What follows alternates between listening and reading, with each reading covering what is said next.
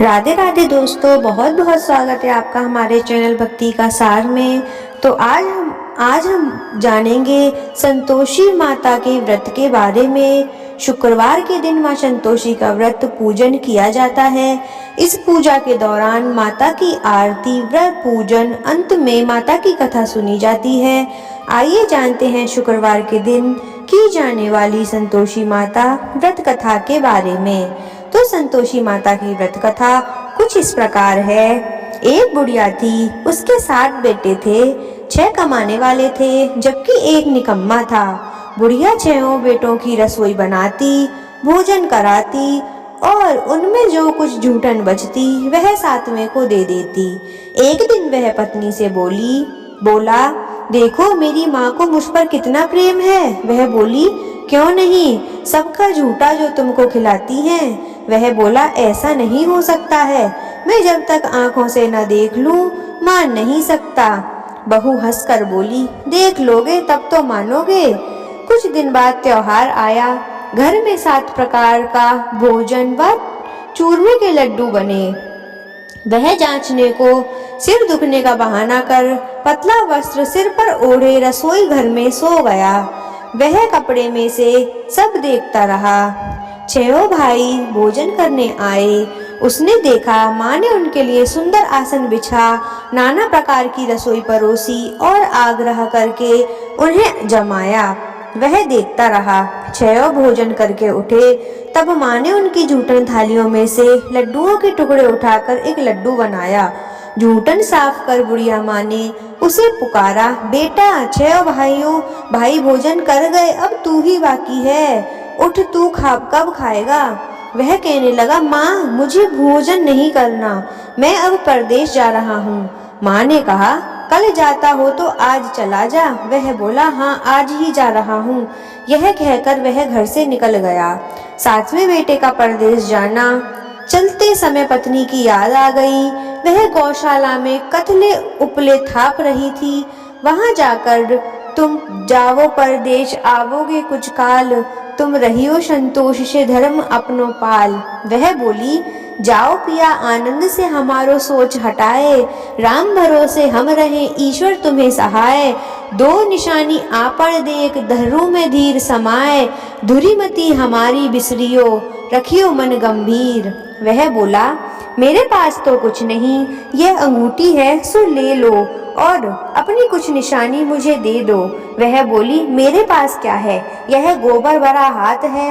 यह कर उसकी पीठ पर गोबर के हाथ छाप मार दी। वह चल दिया। चलते चलते दूर देश पहुंचा। परदेश में नौकरी। वहां एक साहूकार की दुकान थी। वहां जाकर कहने लगा, भाई मुझे नौकरी पर रख लो। साहूकार को जरूरत थी, बोला रह जा। लड़के ने पूछा, तनख्वाह क्या दोगे? साहूकार ने कहा, काम देखकर दाम मिलेंगे। साहूकार की नौकरी मिली। वह सुबह 7 बजे से 10 बजे तक नौकरी बजाने लगा।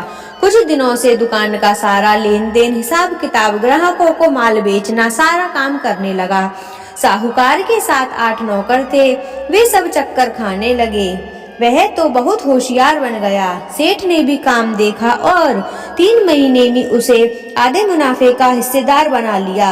वह कुछ वर्ष में ही नामी सेठ बन गया और मालिक सारा कारोबार उस पर छोड़कर चला गया। पति की अनुपस्थिति में सास का अत्याचार। उधर उसकी पत्नी को सास ससुर दुख देने लगे। सारी गृहस्थी का काम करा के उसे लकड़ी लेने जंगल में भेजते। इस बीच घर में आटे से जो भूसी निकलती उसकी रोटी बनाकर रख दी जाती और फूटे नारियल की नारेली में पानी। एक दिन वह लकड़ी लेने जा रही थी। रास्ते में बहुत सुंदर स्त्रियां संतोषी माता का व्रत करती दिखाई दी। संतोषी माता का व्रत। वह वहां खड़ी होकर कथा सुनने लगी और पूछा, बहनों तुम किस देवता का व्रत करती हो और उसके करने से क्या फल मिलता है? यदि तुम इस व्रत का विधान मुझे समझाकर कहोगे तो मैं तुम्हारा वह एहसान मानूंगी। तब उनमें से एक स्त्री बोली, सुनो यह संतोषी माता का व्रत है। इसके करने से निर्धनता, दरिद्रता का नाश होता है और जो कुछ मन में कामना हो वह संतोषी माता की कृपा से पूरी हो जाती है। तब उसने उससे व्रत की विधि पूछी। संतोषी माता व्रत की विधि। वह भक्तिनी स्त्री बोली, 1.25 आने का गुड़ चना लेना, इच्छा हो तो 5.25 आने का लेना, या 1.25 रुपए का भी सहूलियत के अनुसार लेना। बिना परेशानी और श्रद्धा व प्रेम से जितना भी बन पड़े सवाया लेना। प्रत्येक शुक्रवार को निराहार रहकर कथा सुनना। इसके बीच क्रम टूटे नहीं, लगातार नियम पालन करना। सुनने वाला कोई मिले तो घी का दीपक जला उसके आगे या जल के पात्र को सामने रखकर कथा कहना। जब कार्य सिद्ध ना हो नियम का पालन करना और कार्य सिद्ध हो जाने पर व्रत का उद्यापन करना। 3 मास में माता फल पूरा करती हैं। यदि किसी के ग्रह खोटे भी हो तो भी माता वर्ष भर में कार्य सिद्ध करती हैं। फल सिद्ध होने पर उद्यापन करना चाहिए, बीच में नहीं। उद्यापन में 2.5 सेर आटे का खाजा तथा इसी परिणाम से खीर तथा चने का साग करना। 8 लड़कों को भोजन कराना। जहाँ तक मिले देवर जेठ भाई बंधु के हों, ना मिले तो रिश्तेदारों और पास पड़ोसियों के बुलाना। उन्हें भोजन करा यथाशक्ति दक्षिणा देना। माता का नियम पूरा करना।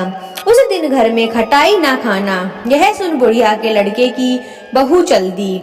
व्रत का प्रण करना और माँ संतोषी का दर्शन देना। रास्ते में एक लकड़ी के बोझ को बेच दिया और उन पैसों से गुड़ चना ले माता के व्रत की तैयारी आगे चली और सामने मंदिर देखकर पूछने लगी, यह किसका मंदिर है? सब कहने लगे, संतोषी माता का मंदिर है। यह सुनकर माता के मंदिर में जाकर चरणों में लेटने लगी। दीन हो विनती करने लगी, माँ मैं निपट अज्ञानी हूँ, व्रत के कुछ भी नियम नहीं जानती और मैं दुखी हूँ। हे माता जगत जननी, मेरा दुख दूर कर, मैं तेरी शरण में हूँ। माता को दया आई। एक शुक्रवार बीता कि दूसरे को उसके पति का पत्र आया और तीसरे शुक्रवार को उसका भेजा हुआ पैसा पहुँचा। यह देखकर जेठ जेठानी मुंह सिकोड़ने लगे। लड़के ताने देने लगे। काकी के पास पत्र आने लगे, रुपया आने लगे। तब तो काकी की खातिर बढ़ेगी ही। बेचारी सरलता से कहती है, भैया कागज आवे रुपया आवे, हम सबके लिए अच्छा है। ऐसा कहकर आंखों में आंसू भरकर संतोषी माता के मंदिर में आ मातेश्वरी के चरणों में गिरकर रोने लगी। माँ मुझे तुमने पैसा कब मांगा है? मुझे पैसे से क्या काम है? मुझे तो अपने सुहाग से काम है। मैं तो अपने स्वामी के दर्शन मांगती हूँ। तब माता ने प्रसन्न होकर कहा, जा बेटी, तेरा स्वामी अवश्य ही आएगा। यह सुनकर खुशी से बावली होकर घर में जा काम करने लगी। अब संतोषी माता विचार करने लगी, इस भोली पुत्री को मैंने कह तो दिया कि तेरा पति आएगा, लेकिन कैसे? वह तो इसे स्वप्न में भी याद नहीं करता। उसे याद दिलाने को मुझे ही जाना पड़ेगा। इस तरह माताजी उस बुढ़िया के बेटे के पास जा स्वप्न में प्रकट कहने लगी, साहूकार के बेटे सो रहा है या जगता है? वह कहने लगा, माता सोता भी नहीं जागता भी नहीं हूँ, क्यों, क्या आज्ञा है? माता कहने लगी, तेरे घरवार कुछ की ही नहीं। वह बोला, मेरे पास सब कुछ है, माँ बाप हैं, बहू है, क्या कमी है? माँ बोली, भोले पुत्र तेरी बहू घोर कष्ट उठा रही है। तेरे माँ बाप उसे परेशानी दे रहे हैं। वह तेरे लिए तरस रही है, तू उसकी सुध ले। वह बोला, हाँ माताजी यह तो मालूम है, परंतु जाऊं तो कैसे? परदेश की बात है, लेन देन का कोई हिसाब नहीं, कोई जाने का रास्ता नहीं आता, कैसे चला जाऊं? माता कहने लगी, मेरी बात मान, सवेरे नहा धोकर माता संतोषी का नाम ले, घी का दीपक जला, दंडवत कर दुकान पर जा बैठ। देखते देखते सारा लेन देन चुक जाएगा, जमा का माल बिक जाएगा, सांझ होते होते धन की भारी ढेर लग जाएंगे। अब बूढ़े की बात मानकर वह नहा धोकर संतोषी माता को दंडवत घी का दीपक जलाकर दुकान पर जा बैठा। थोड़ी देर में देने वाले रुपया लाने लगे, लेने वाले हिसाब लेने लगे। कोठे में भरे सामान के खरीदार नगद दाम दे सौदा करने लगे। शाम तक धन का भारी ढेर लग गया। मन में माता का नाम ले, चमत्कार देख प्रसन्न हो घर ले जाने के वास्ते गहना कपड़ा सामान खरीदने लगा। यहाँ काम से निपट तुरंत घर को रवाना हुआ। उधर उसकी पत्नी जंगल में लकड़ी लेने जाती है। लौटते वक्त माता जी के मंदिर में विश्राम करती। वह तो उसके प्रतिदिन रुकने का जो स्थान ठहरा। धूल उड़ती देख माता से पूछती है, हे माता, यह धूल कैसे उड़ रही है? माता कहती है, हे पुत्री, तेरा पति आ रहा है। अब तू ऐसा कर, लकड़ियों के 3 बोझ बना ले। एक नदी के किनारे रख, दूसरा मेरे मंदिर पर और तीसरा अपने सिर पर। तेरे पति को लकड़ियों का गट्ठर देख मोह पैदा होगा। वह यहाँ रुकेगा, नाश्ता पानी खाकर माँ से मिलने जाएगा। तब तू लकड़ियों का बोझ उठाकर जाना। चौक के गट्ठर डालकर जोर से आवाज लगाना, लो सासू जी, लकड़ियों का गट्ठर लो, भूसी की रोटी दो, नारियल के खेपड़े में पानी दो, आज मेहमान कौन आया है। माता जी से बहुत अच्छा कहकर वह प्रसन्न मन से लड़कियों को 3 गट्ठर बनाई। एक नदी के किनारे पर और एक माता जी के मंदिर पर रखा। इतने में मुसाफिर आ पहुंचा। सूखी लकड़ी देख उसकी इच्छा उत्पन्न हुई कि हम यहीं पर विश्राम करें और भोजन बनाकर खा पीकर गांव जाएं।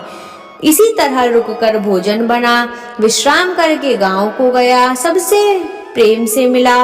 उसी समय सिर पर लकड़ी का गट्ठर लिए वह उतावली सी आती है। लकड़ियों का भारी बोझ आंगन में डालकर जोर से 3 आवाज देती है, लो सासू जी, लकड़ियों का गट्ठर लो, भूसी की रोटी दो, आज मेहमान कौन आया है।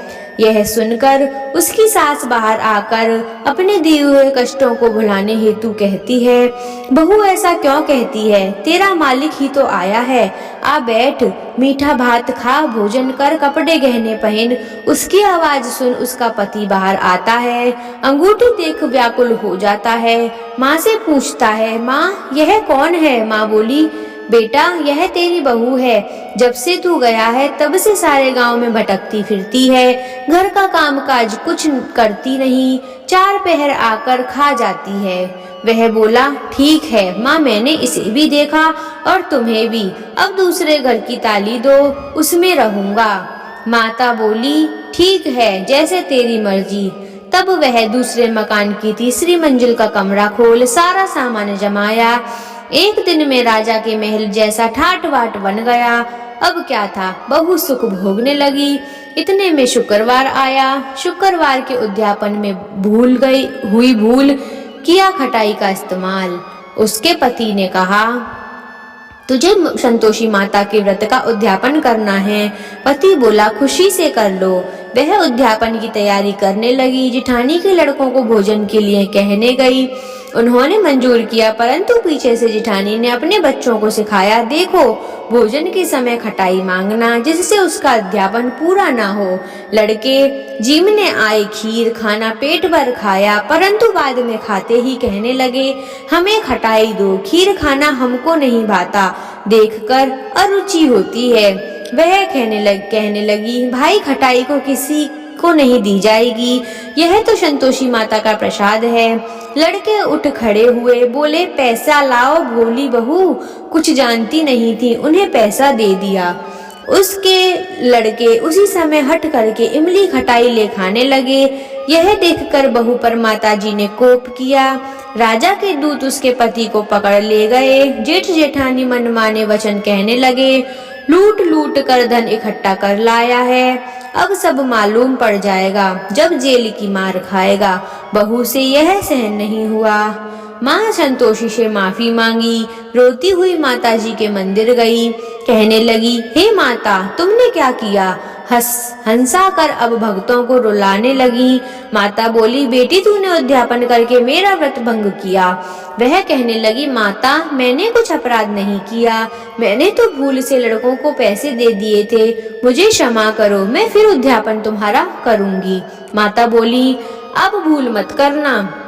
वह कहती है, अब भूल नहीं होगी, अब बतलाओ वे कैसे आवेंगे? माँ बोली, जा पुत्री, तेरा पति तुझे रास्ते में आता मिलेगा।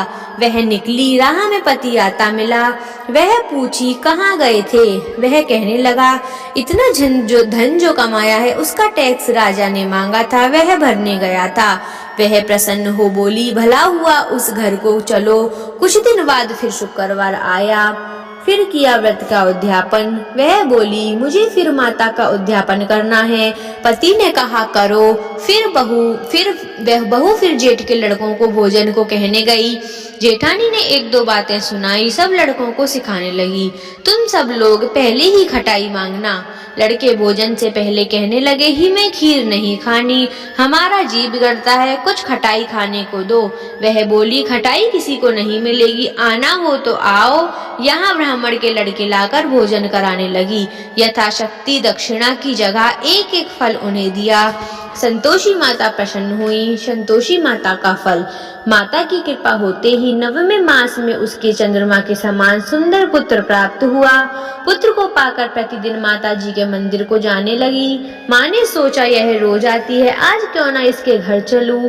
यह विचार कर माता ने भयानक रूप बनाया। गुड़ चने से सना मुख, ऊपर सूंड के समान होठ, उस पर मक्खियां भिन भिन कर रही थीं। देहली पर पैर रखते ही उसकी सास चिल्लाई, देखो रे, कोई चुड़ैल डाकिन चली आ रही है, लड़कों इसे भगाओ, नहीं तो किसी को खा जाएगी। लड़के भागने लगे, चिल्लाकर खिड़की बंद करने लगे।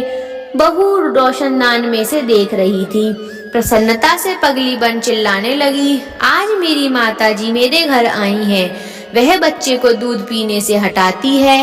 इतने में सास का क्रोध फट पड़ा। वह बोली, क्या उतावली हुई है, बच्चे को पटक दिया। इतने में माँ के प्रताप से लड़के ही लड़के नजर आने लगे। वह बोली, माँ मैं जिसका व्रत करती हूँ वह संतोषी माता है। सबने माता जी के चरण पकड़ लिए और विनती कर कहने लगी, हे माता, हम मूर्ख हैं, अज्ञानी हैं, तुम्हारे व्रत की विधि हम नहीं जानते, व्रत भंग कर हमने बड़ा अपराध किया है। जग माता, आप हमारा अपराध क्षमा करो। इस प्रकार माता प्रसन्न हुई। बहू को प्रसन्न हो, जैसा फल दिया वैसा माता सबको देना, जो पढ़े उसका मनोरथ पूर्ण करना। बोलो संतोषी माता की जय। आशा है दोस्तों आपको यह संतोषी माता की व्रत कथा अच्छी लगी होगी। इसी तरह की कथाओं को श्रवण करने के लिए हमारे चैनल को सब्सक्राइब करें और घंटी का बटन जरूर दबाएं, जिससे इसी तरीके की आने वाली कहानियां, कथा और प्रवचन आपको सुनने को समय समय पर मिलते रहें। राधे राधे दोस्तों, जय श्री कृष्ण। संतोषी माता की कृपा सब पर बनी रहे।